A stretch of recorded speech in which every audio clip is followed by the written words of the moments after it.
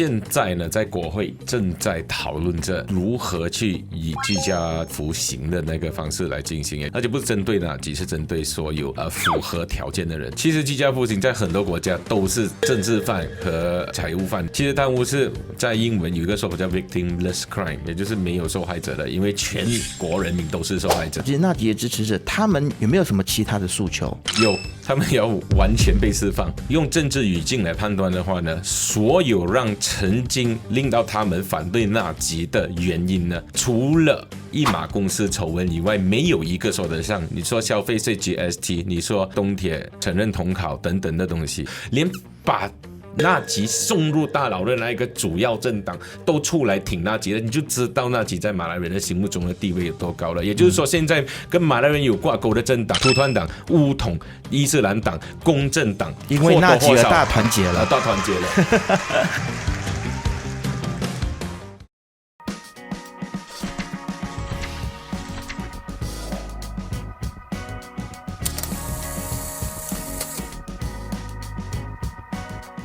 嗨，你好，我是能杰。这个时候你在收看以及收听的是由 BFM 财经所制作的自由时事。那么今天呢，我们要来谈一个最近大家热议而且非常争议的一个议题哦，那就是纳吉的特赦令附属课题啊。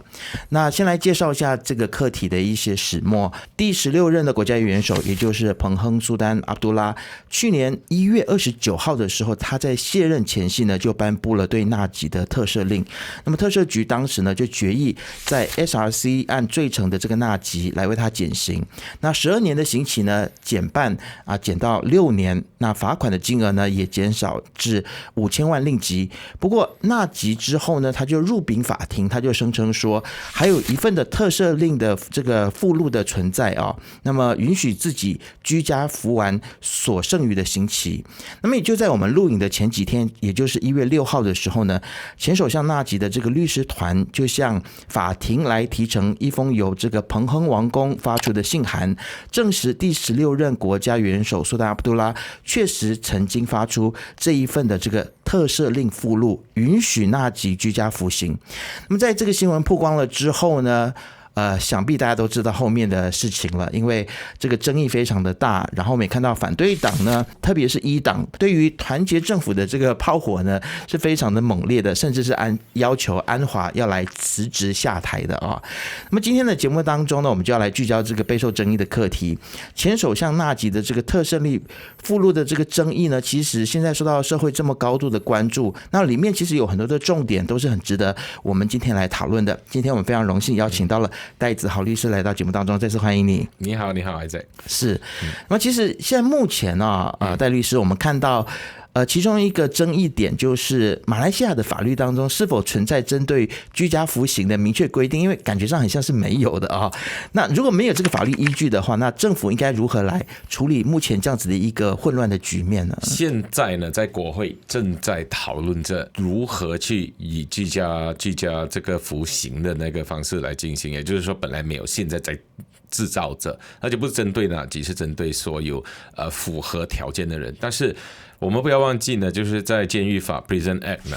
第3条文呢，有提及呢，部长是内政部长呢，可以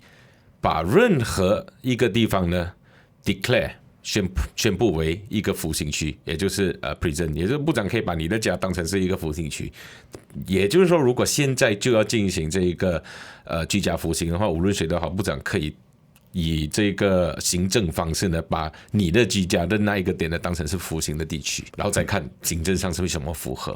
但是这个对于现在内政部长来说，可能就是一个烫手的山芋嘛，对不对？如果他去这么做的话，那他所要背负的这个政治责任就是可想而知了。所以你看你用什么语境 context 来看这个课题，是用法律呢，还是用政治呢？法律归法律，政治归政治，法律是行得通的，但是政治上行得通行不通，就看你在面对着哪一个群众了。OK， 好，那么其实身为律师啊，你自己是怎么样子看待这个居家服刑的这件事情？因为其实我们也针对这个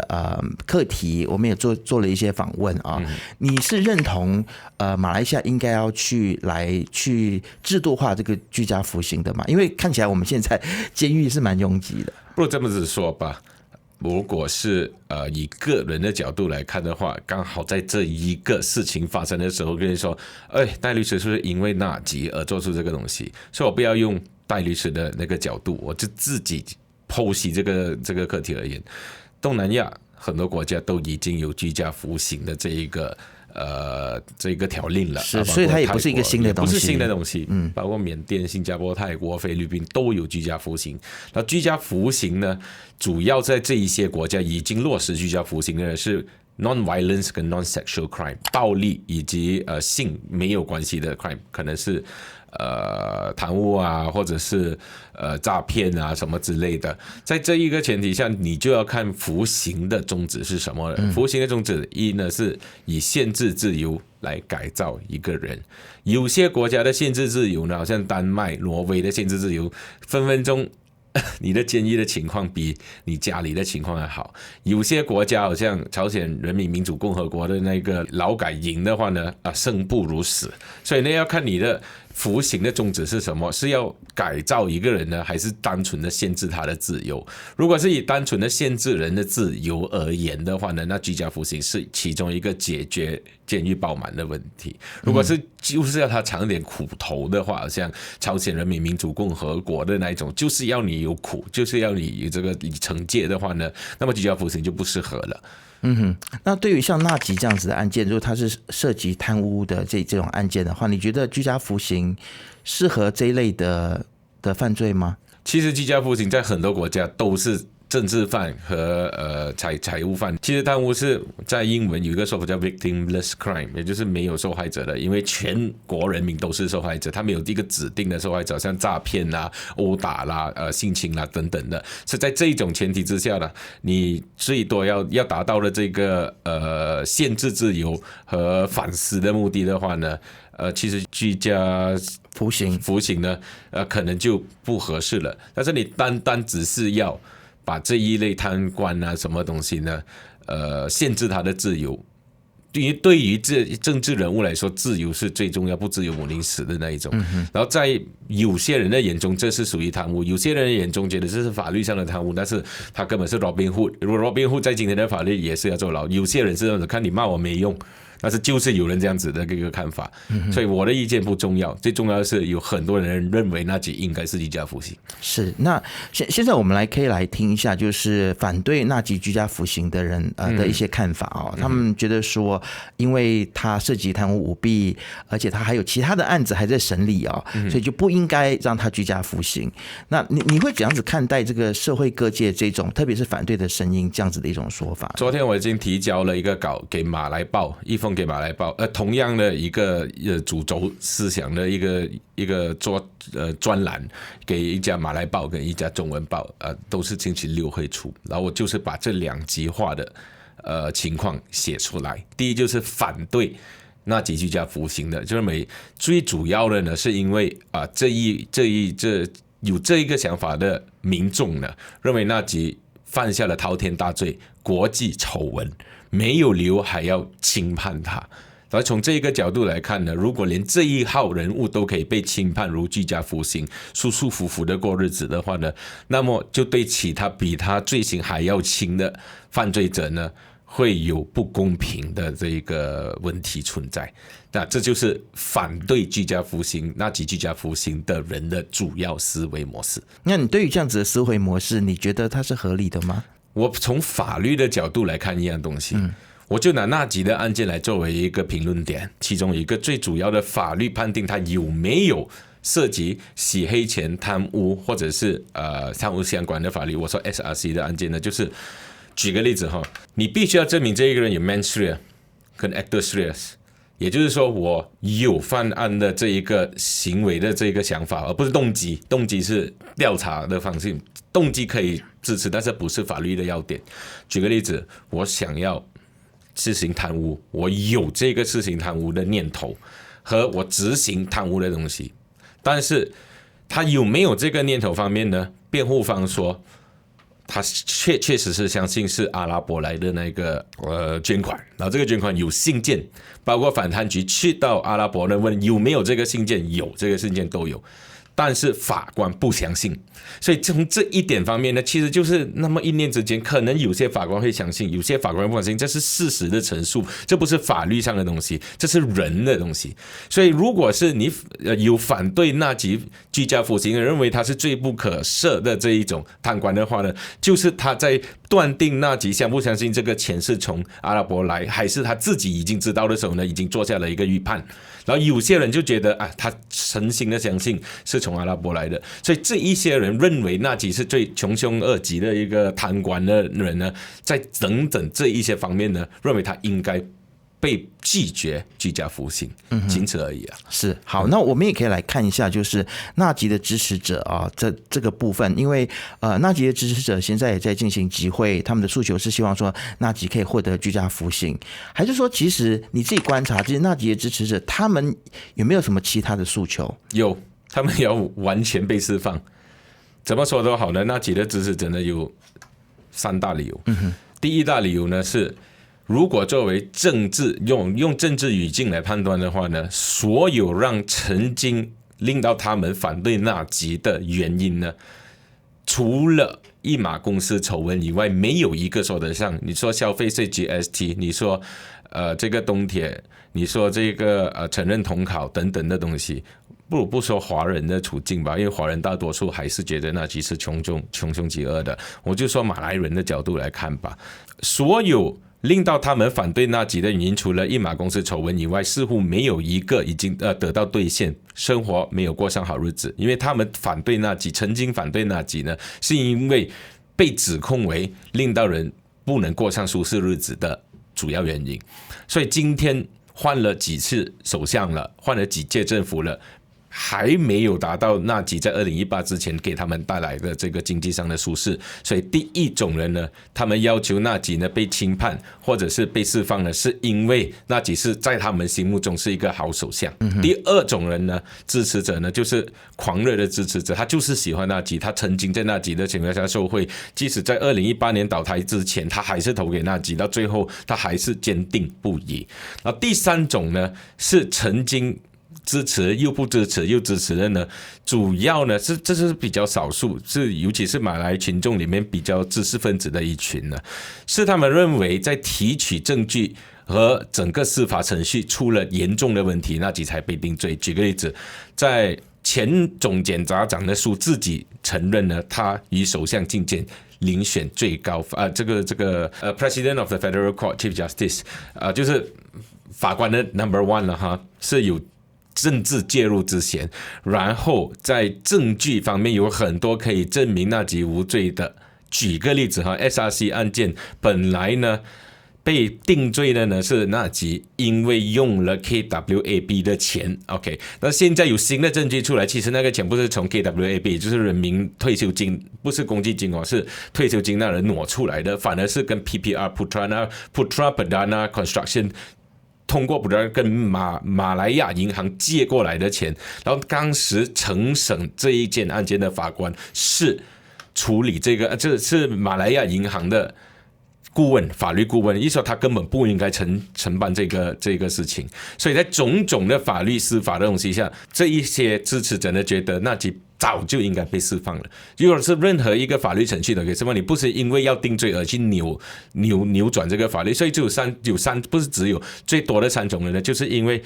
要支持纳吉释放或者是居家服刑的人呢，第一种呢就是他改变了思维，他变成支持纳吉觉得是个好首相第二种呢是他曾经在纳吉的政策之下呢受过很多恩惠，然后觉得这个是个好人，不应该这样子对待他。第三种是觉得司法有问题，不论是纳吉，任何一个人面对类似的这样子的司法，你都应该立刻把他释放出来，而不是继续让这已经被政治介入的司法 take its course。所以这3种支持纳吉的人，就是其实蛮遗憾的，这件事情它其实是被高度政治化了。那我们也看到说，这两方的这个支持者反对跟支持的人，其实就是两帮人马拉开来，现在大家都不想听大家的声音，是对，大家似乎都没有沟通的这样子的管道，所以我们也希望说可以透过今天这样子的一个对谈，我们可以能够激发大家很多不一样的想法啦。那但是我们还是要回到这件事情，就是说我们看到说目前团结政府对于这个纳吉特赦令附属的这个课题的一个处理的方式啊，那现在呢看到反对党是跳出来就批评安华很像是隐匿了这个特赦令附录把它藏起来的感觉，要求安华要为这件事情辞职谢罪。你对于反对党这样子的论述有什么看法？我觉得这个完全是一个政治论述，我觉得安华不需要辞职谢罪，这么多行政问题的其中一个问题，谁对谁错还说不清楚。所以呢，这个特赦录呢，到底是不是这个公开文件，现在还是有待定夺。这个特赦附录呢，能不能执行，要怎样执行，还是有待定夺。但是有一个问题就是，政府相关人士呢，在隐藏这个特赦录到上个星期1月6号之前呢，他们没有说一句谎话。当然司马昭之心，路人皆知。所以法官在问的时候，上诉庭法官问，我很困扰的一样东西是，你们他指责的是总检署的代表呢，是没有提交任何文件否定这个特赦录的存在。所以那一个1月6号的审核呢，是有没有存在。所以举个例子，现在我说马来西亚和哪一个国家有秘密的军事交易，所以到底是不是机密呢？我们还不知道，有待定夺。但是如果他影响到有个人的这一个权益的话呢，他就被搬上法庭来了。所以有些事情呢，国家的机密呢，不是说你要知道就可以知道。相关的政府单位做出最大的一个问题呢，就是你可以告诉人有这个附录的存在，但是是机密，我不说出来，这样你就省了很多司法上面的这个成本了。那其实团队根本就不以到底存不存在这个课题呢告到这个上诉院去，而且是直接审核到底这个附录应不应该公开，应不应该执行。你在浪费了人民的时间，你在浪费了这个法庭的成本，所以这个是有人必须要负责的。是，那会不会干脆重新来申请特赦？因为也有宪法专家这样子建议为了终止现在这么多争议，那就重新申请特赦。你觉得这个是有可能的吗？其实有可能是有可能，这个是看你要怎么去操作。但是我想提到一点呢，就是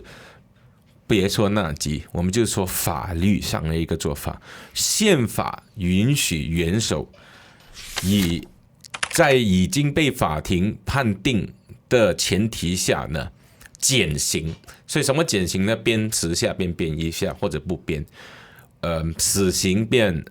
终身监禁，然后由终身监禁变无罪释放，就是完全释放，完全当成是你没有犯过的这种事，它就是减为主。但是宪法没有给予任何一个除了法庭以外的团体呢加刑。所以呢，如果是要他撤了再起，然后刚好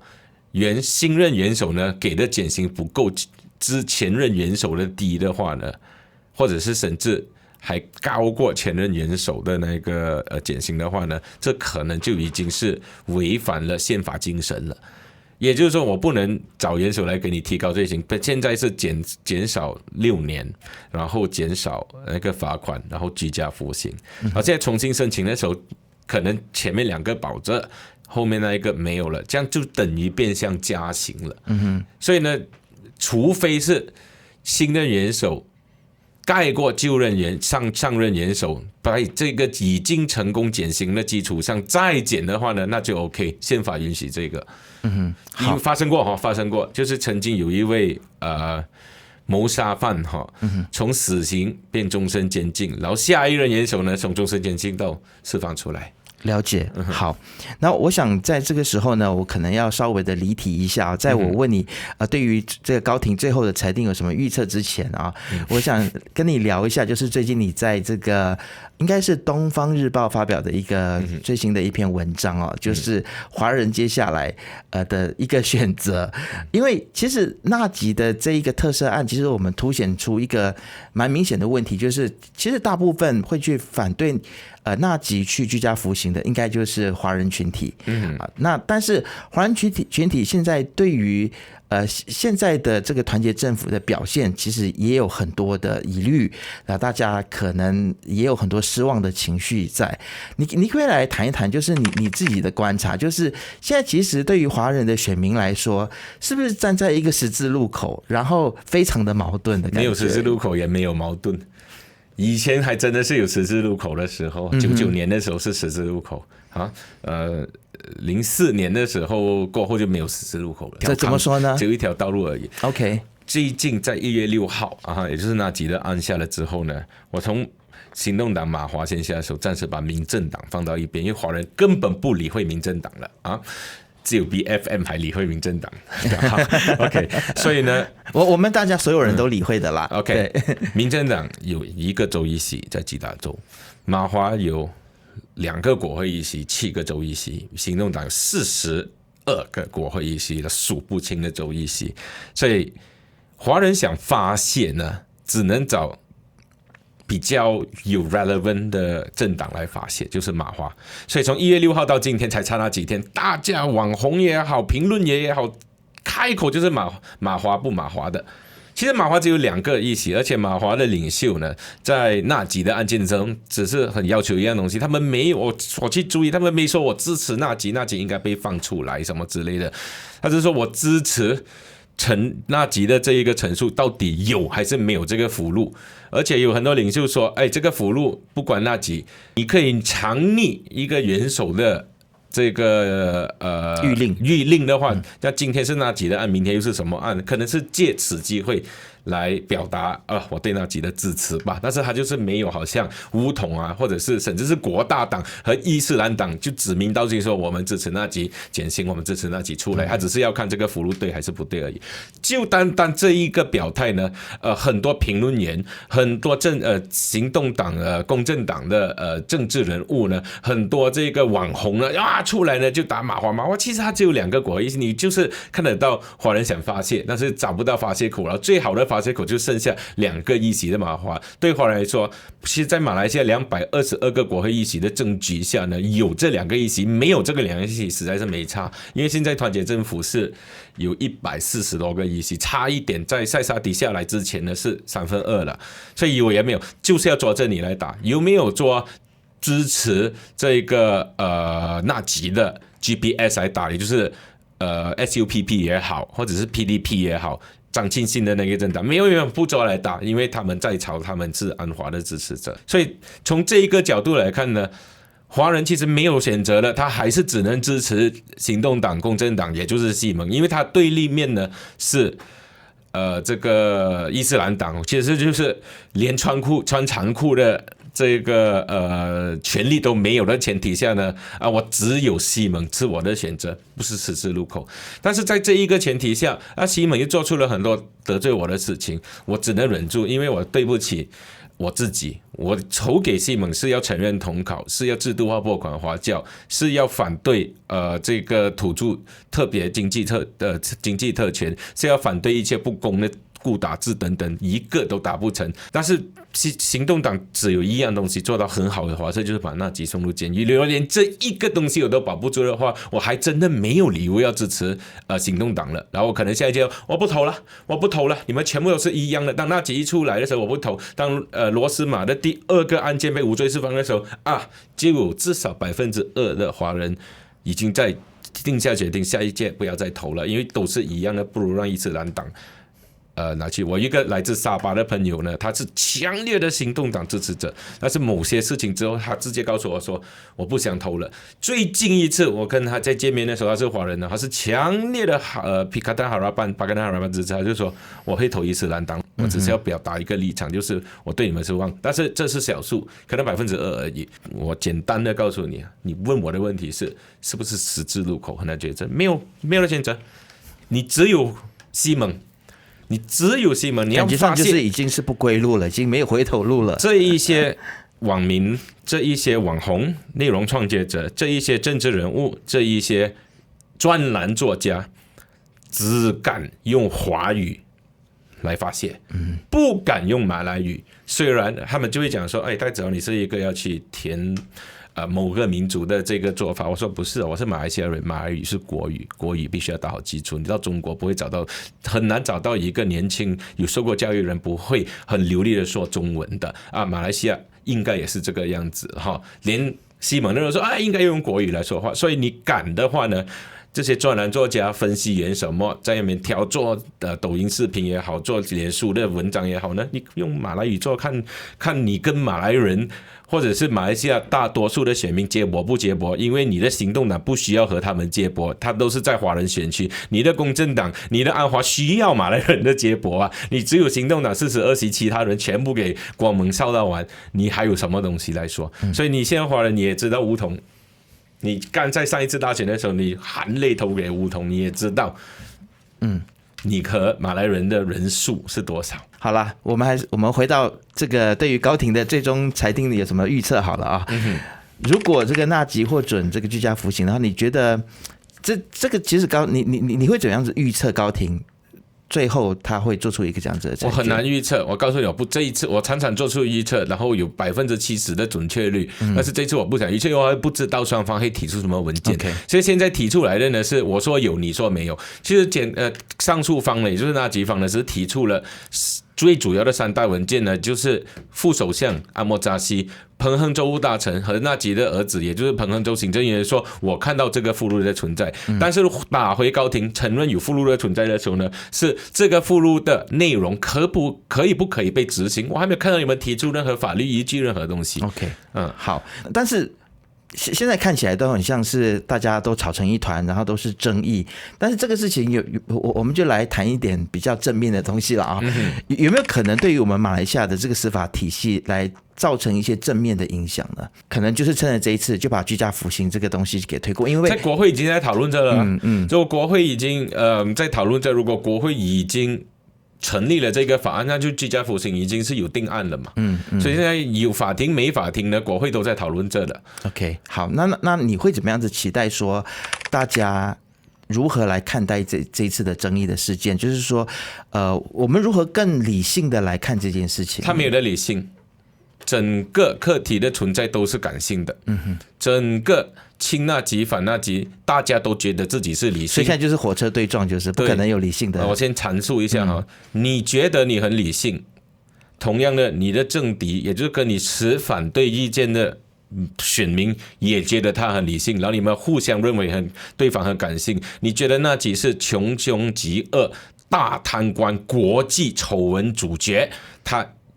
要他继续服刑是很理性的一个想法，但是另外一边的人觉得你们太感性了。这个东西是因为他和敦马做对，敦马全世界报警在那边影射他4200万呢，有多少花在他自己身上，都是花在国际外交。然后这个2.6 billion 呢，经2.2 billion出，为什么？因为纳吉说他和这个沙特阿拉伯的皇帝说过了，我只需要用来做这个大选过后，贪官没有理由进了2.6 billion， 然后出回同样的一个账号，而不是另外一个账号出。对这一部人来说，于情于理，那只是无辜，至少在他们的心目中，于情于理，你觉得你很理性，这是国际丑闻主角，他应该要服刑，所以没有理性可言，大家都觉得自己是理性，大家都觉得对方是感性的，那就没有理性，只有感性。那下一个要搏的是什么？搏的就是人头了，因为反正我有50亿。你有49，就是我拿到完100%，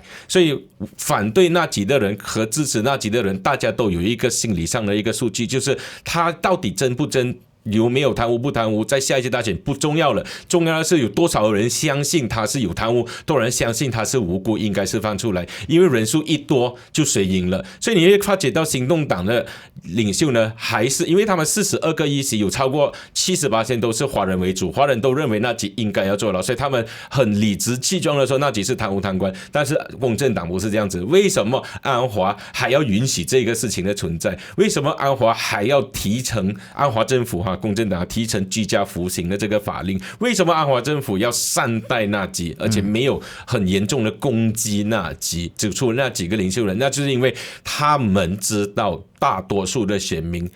多或者少，或者 off the fence， 或者可能现在没有决定会以纳吉来作为一个他们支持的对象，连伊斯兰党，连土团党。我上次那个集会法庭集会，我要注意一点，你们是来支持好像马华这样子，要看有没有这个附录呢，还是你们是支持纳吉？然后我看他们的那个文稿呢，有2个，一就是要看政府有没有附录，还真的是 solidarity for 纳吉，就是团结为纳吉的那个东西出来，包括伊斯兰党，包括土团党，连把纳吉送入大牢的那一个主要政党都出来挺纳吉了，你就知道纳吉在马来人的心目中的地位有多高了。也就是说，现在跟马来人有挂钩的政党，土团党、巫统、伊斯兰党、公正党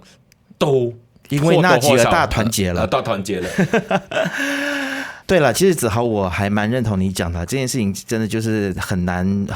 理性的去看待，而且真的是火车相撞的感觉啊。但是还是要在这边呼吁大家啦，可能虽然我知道很难，但是可能在这种特别大的社会争议的事件的时候，我们可能还是要多聆听不同的意见跟想法，甚至去聆听对方的想法是什么，让我们大家都可以更心平气和的来看待这件事情。虽然我知道很难，